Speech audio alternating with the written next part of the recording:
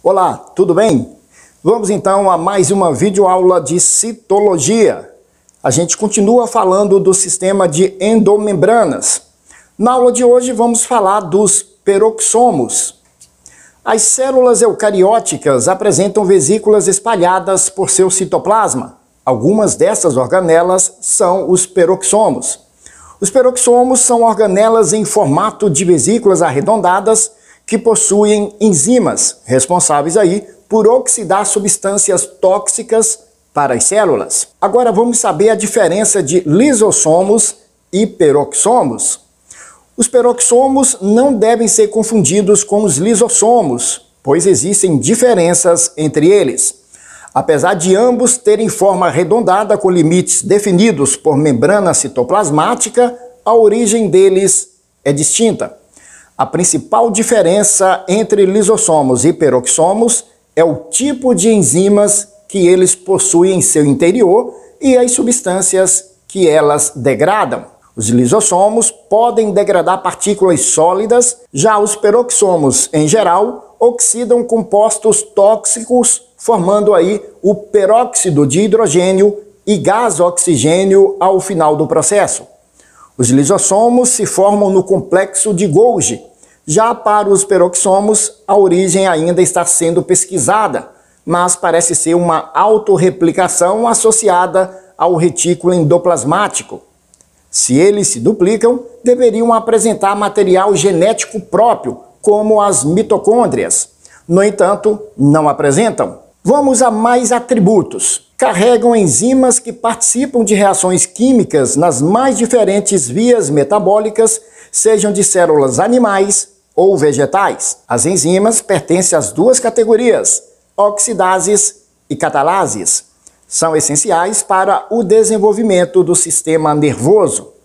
Vamos observar aí nessa figura de um peroxomo. Nós temos a membrana simples, aqui à esquerda, essa que envolve o peroxomo, e temos aí por dentro, essa parte mais clara, as enzimas e catalases. Agora vamos falar das funções dos peroxomos.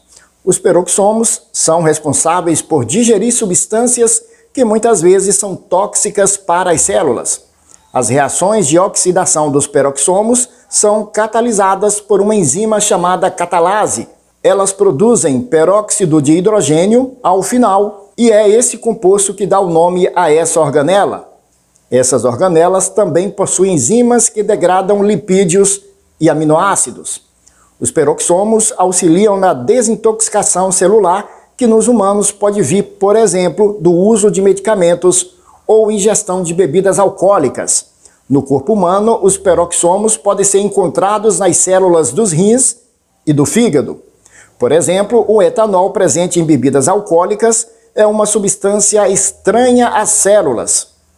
Uma enzima catalase contribui para que o etanol seja transformado em acetaldeído, que é menos prejudicial. Além disso, os peroxomos também são responsáveis por oxidar ácidos graxos, que participarão da síntese de colesterol.